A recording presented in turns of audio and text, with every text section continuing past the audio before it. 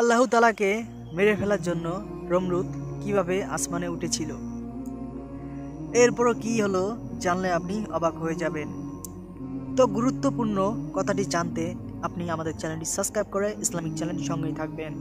অবশ্যই ভিডিওটি শেয়ার করে দেবেন।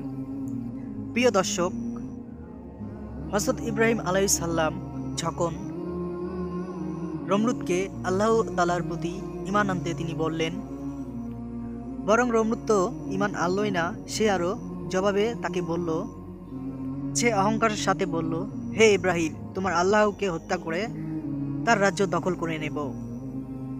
সবাই বলেন নাউজুবিল্লাহ।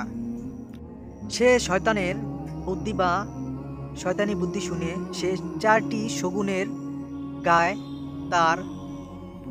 তার বানানো যানটি বেঁধে নিল। শগুন যেন উপরে ওঠে এজন্য 4টি মহিষ জবাই করল এবং সেই গোস্ত শগুনের মাথায় এমনভাবে বেঁধে দিল, শগুন খাওয়ার জন্য যখন উপরে মাথা ঘোরাতো তখনই গোস্ত তার মাথা থেকে আরেক দিকে যেত। তখনই নমরুদের যানটি উপরে উঠতে থাকলো। এভাবে 3 দিন 3 রাত আল্লাহকে মারার জন্য সে উপরে উঠে তিল নিক্ষেপ করতেছিল আকাশের দিকে। আল্লাহ তাআলা মাছের রক্ত তীরে মাখিয়ে যখন নিচে পাঠালো, তখন বলল, হে ইব্রাহিম, দেখো তোমার আল্লাহকে আমি হত্যা করেছি। সবাই বলুন নাউজুবিল্লাহ।